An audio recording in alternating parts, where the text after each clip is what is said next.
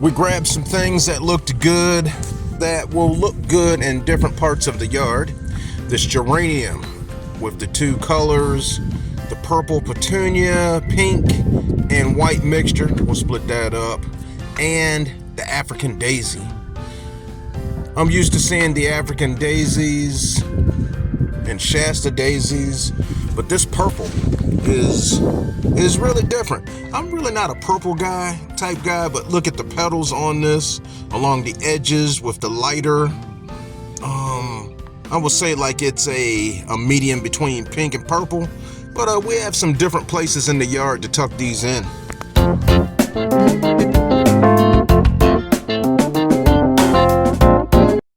Some ice plant will look really good in this area between the rocks, and the sprinkler will shoot right over them. And these geraniums, look at these on the corner here with that white and pink. The rocks, we have pink and purple here. We put the pink behind the purple so that it will show up more. And once that fills in, it's going to be amazing. And just look at the edges of those petals. You have like a pink glow that's being highlighted because of the petunias behind it. And I'm ready to see that fill in and just trail over the sides. And here's what we did with the African daisy. Put it in this slim pot with the creeping Jenny, and that's gonna be trailing over and looking beautiful. We are ready for this these plants and flowers to do their thing. Now, our begonias, the Selena begonias and the Selena yellow are ready to roll. We checked them out. They look good. We cut off the burnt petals, and we have a couple of cocoa liners here with our hand trowel. And look, this old cocoa liner has to go because it is brittle. Look, it's falling apart. Just think of trying to put a plant in here. Now, this one little section that I'm playing with right now, the whole thing is like, if you touch it, it's just gonna collapse. So we have to take that out and get everything cleaned up. And we'll go with the new cocoa liner. Put that in, and once we put the soil in, it'll form fit to the flower box. Look at that. Made from coconut husk, organic, and we got some good soil in here. We have some Miracle-Gro garden soil, and we're gonna mix in some Miracle-Gro shake and feed. One begonia, there they are. There's the color alternation. I'm gonna put in a creeping Jenny right there. And I think I'll spin this one in the middle to get it more even, because they're touching. Eventually this whole thing will just be flooded with color.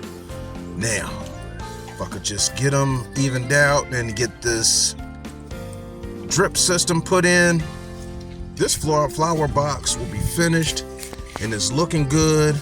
It's bringing in the spring, and this pink and yellow, it just says spring, Easter, you know, warm colors, bright cherry. This is gonna be amazing.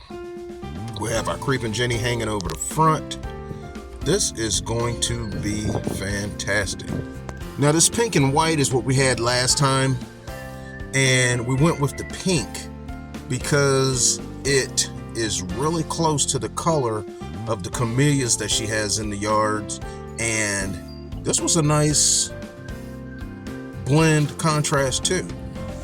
Now our Selena begonias, and we have a like a sky blue petunia back here in the corner, a white American white geranium, and these Selena begonias, they are full, and they are really full. We're going to be fertilizing those probably weekly, along with the shake and feed that we have mixed in with the soil. These are going to be really showing off, and we are ready to show you some updates and stay really in touch with these, because we are going with different plants this year, going with different flowers and just doing different things. That cocoa liner was definitely necessary to put in, and it really made a difference because you could see how dry this is and how flaky. Now, this has been in for a couple of years. I don't know exactly how long this cocoa liner was here, but it is drainable, it's organic, and the new cocoa liner just makes me feel really good to put something new and fresh in here, because I didn't want to have soil just falling down the wall, and you know, Janice rinses the wall off. And what happened last time when we planted these, didn't realize that the cocoa liner was collapsing at the bottom. So we put these flowers in, and they look amazing.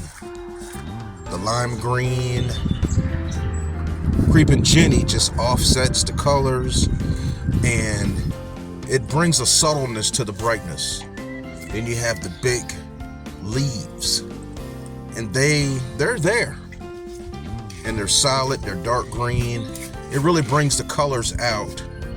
And the drip system will continue to water these. We're going to keep an eye on them, and we may have to water them manually, and we'll go with our liquid soluble Miracle-Gro. You see the Creeping Jenny there, that's going to be trailing down, and we have them spaced out. And there's this other window, like these are in one of the first things that you see when you walk into the backyard here. And I like what I'm seeing. Janice picked out the colors, and I couldn't be more happy. This is amazing. I'm very glad how this turned. I'm really, really happy how this turned out. So we usually go with impatiens or sun patience going into the spring. Well, this area here will go with impatiens because of the shade. But these begonias here can handle sun and shade. So I'm going to see how they do, and the size of this window box is going to be just right, because all of these, see how you see that little space between each color? They're all going to be touching, and it's going to be like if it works the way we planned, it should be a smooth transition of colors, alternating from pink to yellow and back to pink with those Creeping Jenny in there. Beautiful. Thanks for watching.